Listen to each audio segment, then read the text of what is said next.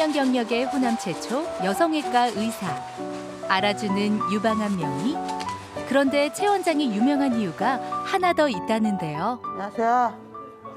우리 병원에 오면은 못생기고 뚱뚱하고 남자같이 생긴 선생님이 있다고 울면서 막 그렇게 이야기를 이제 우리 간호사하고 저하고 눈이 탁 마주쳤죠. 이게 내가 진짜 못생기고 뚱뚱하고 남자 같냐? 근데 남자 같은 건 맞은데 내 속으로 남자 같고 못생긴 뚱뚱한 건 맞은데 야 그렇게 내가 못생겼냐? 사랑이 없는 의사는 기계나 다름없기에 의술은 언제나 사랑이 기본이어야 한다고 말하는 최 원장. 그렇게 오늘도 진짜 의사로 살고 싶다는 외과 의사 최명숙을 만납니다.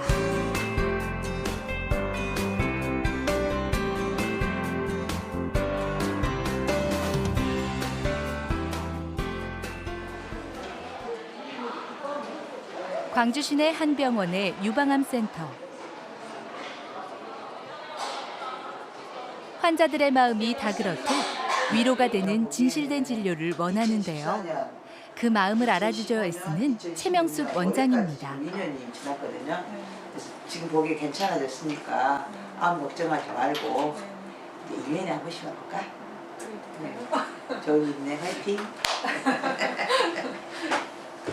제일 반가웁니다. 뇌적인 지방 종양보다도 환자의 간절함을 알기에 좀 더 자세히 쉽게 설명해 보지만 걱정이란 늘 꼬리를 무는 법인데요. 뭐가 제일 걱정되셨어요? 그러니까 원장님이 이거는 걱정 안 해도 되는 것, 이거는 그냥 우리가 지켜봐도 되는 것 이렇게 그렇죠. 말씀해 주시니까 그게 제일 편안한 마음으로 이제는 좀 괜찮은 것 같아요. 아까 들어오실 때보다 훨씬 얼굴이 좋아지셨어요. 그래요? 그냥 들어올 때는 조금 그렇죠. 걱정스러웠는데 긴장되고 혹시나 환자들은 일단 겁이 나잖아요. 근데 원장님은 저희들한테 오면 때로는 저희가 많이 긴장해 있으면 언니처럼 동생 이렇게 부르시기도 하세요. 그리고 또 어쩔 때는 저희한테 이렇게 저희 진료할 때처럼 이렇게 저희가 별일이 없으면 같이 좋아하시면서 하이파이브도 해주시고 저희 마음을 되게 편안하게 해주세요. 네, 안녕하세요. 안녕하세요. 네. 외래 진료를 마친 후에 갖는 입원 환자들과의 티타임. 매주 한 차례 환자들의 궁금증과 불안을 덜어주기 위해 마련하고 있는데요. 네. 바닷가에서도 아무리 시커매도 어디로 가야 될 줄 모르겠어 이렇게. 에? 근데 저쪽에서 등대가 하나 빛이 하나 딱 보여보면은 내가 저 길로 가야지 살겠구나 생각이 들잖아. 바로 그거예요. 근데 지금이 조금 힘들지 나중에는 좋아져. 응, 그래. 그래도 언니를 만나서 또 원장을 만나서 우리가 큰 인연이야. 얼마나 큰 인연인가 몰라. 제일 수술방에 들어갔을 때가 제일 기억에 남는데요. 수술을 하기 직전에 저는 마취 다 하고 들어가는 줄 알았는데 수술하기 마취하기 직전에 원장 선생님이 손 잡아주시면서 걱정하지 말라고. 자네가 너무 걱정하고 있어서 그렇지. 그 말씀 듣고 얼마나 제가 마음이 좋았던지. 다행이네. 네, 정말 편하게 수술 받았던 것 같아요. 그래. 내가 하느님한테 참 복 최 원장은 늘 암에 뿌리는 마음이라며 환자들의 마음 치료를 강조하는데요. 계기가 있었습니다. 그 진심이 좀 어떤 환자가 이 얘기를 물어보는 거예요. 그 의사 선생님한테. 근데 얼마나 바빠요 의사 선생님들이. 근데 이 환자하고 이 아펠의 스님하고 30분 동안 그 이야기를 묵묵히 그러냐고 공감하면서 그 의사가 그렇게 30분 동안 이야기를 저도 옆에 있었잖아요. 와 그때 너무 충격이었어요. 그리고 정말 이게 환자를 정말로 생각하고 이래야지 병이 낫겠구나. 완치 후 하고 싶은 일들을 사진으로 꾸며보는 비전 보드는 환자들에게 삶의 희망을 심어주기 위한 시간인데요. 건강한 내일의 모습을 그려보는 만큼 환자들의 절실한 마음이 잘 담겨 있습니다. 그러면은 누구부터 자기가 먼저 해볼 사람? 네. 우리 막내 언니부터. 막내부터. 예쁘게 이렇게 꾸며놓고 멋진 데서 이렇게 한번 다시 우리 남편하고 한번 다시 결혼을 하고 싶어요. 네. 그리고 이렇게 건강하게 에어로빅도 하고 엄지척하고 행복하게 살고 싶습니다. 공감과 위로로 서로를 다독이는 시간입니다. 감사합니다. 좋아요. 맛있는 음식도 좀 만들어서 음식 만들기. 네. 오. 음식도 만들어서 신랑이랑 둘이도 먹고 저를 또 많이 가꾸고 싶어요. 스스로한테 이렇게 그 보석 같은 다른 사람한테 보여주는 게 아니고 저 스스로가 보석 같은 현대의학이라는 게 그렇지 않습니까? 전통의학. 수술하고 항암하고 방사능 치료하고 또 여러 가지 치료를 하는데 이건 전부 다 몸에 관한 치료지 마음에 관한 치료가 없다. 그래서 이 마인드에 관한 치료를 어떻게 해결할 것이냐를 이제 제가 관심을 갖게 됐죠. 의사를 꿈꿨던 여고생은 야학을 통해 사랑과 봉사를 배우며 건강한 삶에 대한 소신을 쌓았는데요.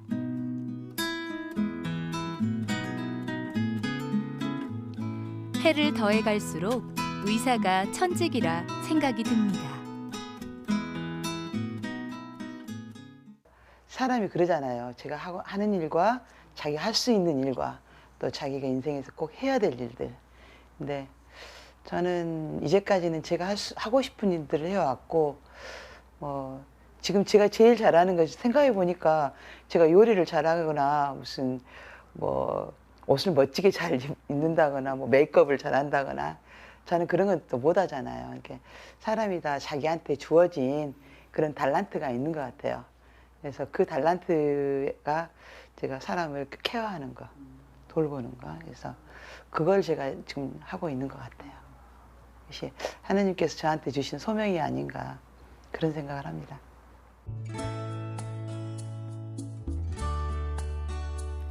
깊은 밤 홀로 책상 앞에 앉은 최 원장.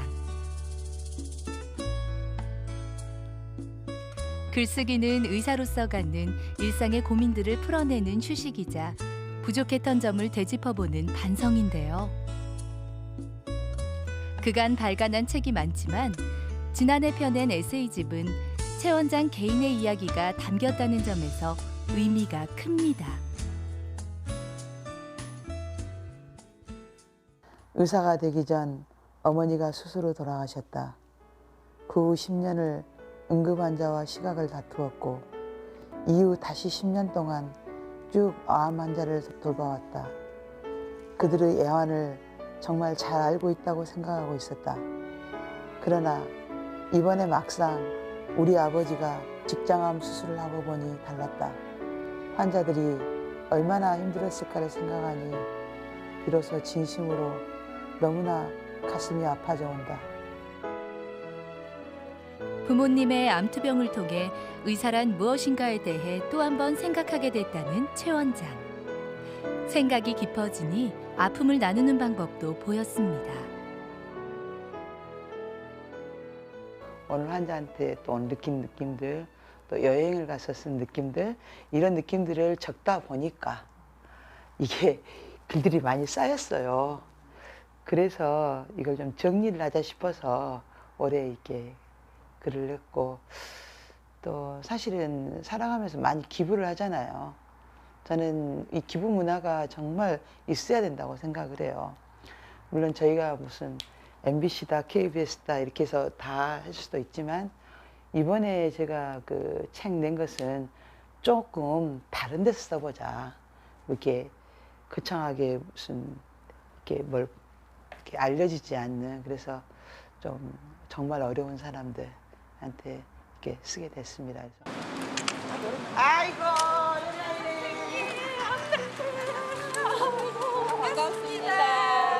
평소 산을 즐겨 찾는다는 최 원장이 오늘은 반가운 이들과 함께했습니다. 1년에 몇 번 주기적으로 만나고 있다는 이들은 의사와 환자로 만나 인연을 맺은 15년 지기 친구들입니다. 여기 딸도 15년을 같이 친구처럼 요새 이제 가족처럼 어려운 일 있으면 같이 또 이야기도 하고. 언니 우리 모가차 먹게 초콜릿 하나씩 먹게. 갖고 왔는가? 정을 챙기고 마음을 나누는 사이 차 한 잔이 오가니 옛 추억도 새록새록입니다. 이제 그래갖고 다음에 이상하다. 내가 일본인데 왜 들어가지? 갑자기 안윤수 씨 들어오세요. 들어갔는데 이제 금방 지나갔잖아. 아줌마가 안 들어갔지. 근데 한자복도 안 입고 스포츠 반바지에다가 인연의 시작을 거스르니 그간 느꼈던 최 원장에 대한 고마움을 풀어놓는데요. 아, 나 밭에 보면 잡초가 억센 것도 있고 이게 쫙 뽑으면 손만 대면 푹 빠진 그거예요. 그런 게 아, 예. 나를 안심시키려고 선생님이 최선을 노력을 하신구나 생각. 병실에 온대. 아이고 아줌마는 아무것도 아니라 언니요. 그래서 아니 우리 엄마예요. 왜 이렇게 엄마가 젊어? 근데 너무너무 선생님 이제 믿음이 가고. 혼자 왔어? 그래. 그래서 네 그랬어. 그랬더니 저 영감 없어? 그래서 영감도 있고 영감도 있고 자식도 다 있으니까 그리고 나는 나이를 먹었으니까 내가 받아들일 나이가 되니까 아무 말씀 하셔도 부담 없으니까 하시라고 그랬어. 그게 이제 안 좋은 병인 게 이제 크게 말씀 이제 걱정돼서 그랬어. 그래갖고 갔는데 아줌마 나는 50까지만 살았으면 원이 없겠어요. 이 연희가. 그러면 난 내년에 죽으라고요? 그러면 나는 다음에 죽어야 되겠다. 내가 그랬지. 항상 서로 연락하고 서로 재밌게 놀고 별것 없어. 재밌게 놀아야 돼. 나는 그렇게 생각해. 정말 재밌게 놀아야지. 뭐 내가 없으면 태양이 무슨 의미가 있겠는가. 에? 이게 재밌게들 놀더라고. 에? 한결같은 마음으로 15년이나 이어진 만남. 그것은 누구보다 최 원장의 정성이 있었기에 가능했는데요. 환자들에게 매년 띄우는 연하장도 그중 하나였습니다. 이게 진짜 이게 치료 약보다 더 치료제예요. 이게 그 필체 우리 최명순 두 손 모아 딱 보이면 두 손 모아. 네. 쌀 배우면 정말 너무 감격해. 그래서 항상 보고 또 선생님이 식이요법 운동해라, 아름이하고 잘 지내라, 별거 없다, 다 잘하고 있다 하니까 아 정말 내가 그러니까 어떻게 보면 수술을 해서 너무너무 내 인생의 절벽으로 간 것 같은데 이게 반전이 돼서 그때는 너무나 어린 의사인데 31살에 정말 뭘 환자들이 나를 믿고 수술을 이렇게 했을까. 그래서 그런 연약장을 이제 그들한테 감사하는 마음으로 나한테 당신의 몸을 맡겨줬잖아요. 그래서 너무 고마워서 내가 할 수 있는 일은 그 연합장을 하는 그때는 카드죠, 카드.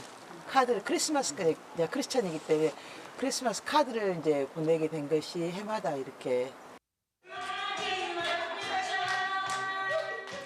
쉬는 날 오후 일정은 봉사활동입니다. 수술 후 요양 중인 환자들을 위한 최 원장의 노력 중 하나인데요. 환자들과 어울려 추는 이 춤에도 나름의 이유가 있습니다. 사실 이제 병원의 원장이다 하면은 좀 환자들이 좀 권위 있게 온달지 아니면 그런데 저는 그 같이 망가지는 게 더 좋은 것 같아요. 제가 또 그렇게 춤을 춰야지 어렵지 않게 사람들이 또 같이 처음에는 좀 이상하다가도 전년도 치는데 내가 못 쳐? 이런 게 있잖아요.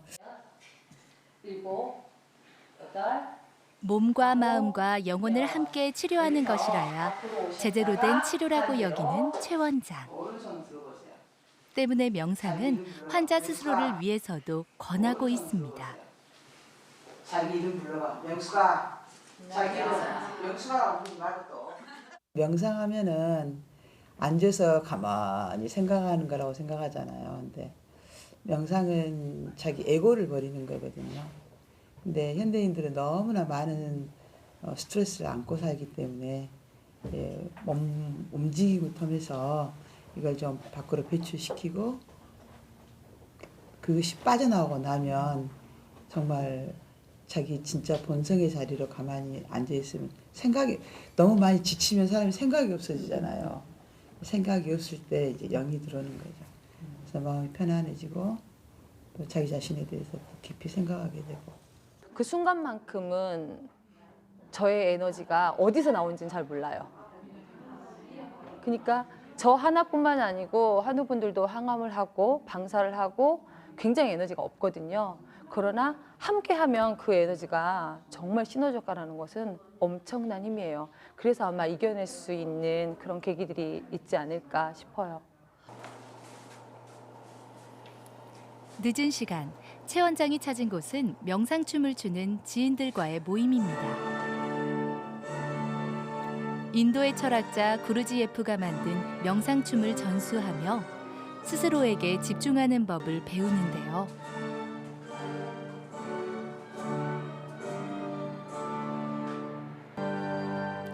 조화를 강조하는 동작들을 통해 알게 된 삶의 지혜가 있습니다. 이건 같이 춤을 추요. 그러니까 뭐냐면 삶에서도 혼자만 깨어 있어서는 안 되죠. 혼자만 잘해서는 안 되잖아요. 제가 이 부분들 통해서 제일 많이 배운 게 뭐냐면 내 옆에도 사람이 있구나. 같이 가는 거구나. 같이 가고 있구나. 나만 혼자 가는 것이 아니구나. 그리고 내가 좀 앞에 갈 때는 이제 잘 가야 되겠구나. 그리고 또 중요한 게 우리가 되게 다른 사람을 이 길로 가자. 너 이 길을 가야 돼. 조정하려고 그러잖아요. 근데 그 사람을 존중하고 내가 가고 있으면 걔도 따라온다는 거. 더불어 사는 아름다움을 찾아 내 안의 나를 들여다보는 시간. 덕분에 의사로서 견뎌야 할 삶의 무게와 욕심을 비워낸 인생의 의미를 깨우쳤습니다. 더 이상 제가 여기에서 무슨 훌륭한 사람이 더 돼야 되겠다거나 사실 이 나이가 되니까 그 욕심이 없어지더라고요. 그래서 정말 낱낱이 매일매일 만나는 그 순간 그리고 매일매일 만나는 사람들하고 정말 재미있고 늘 사랑하고 그렇게 사는 게 정말 최고의 인생 아니겠어요?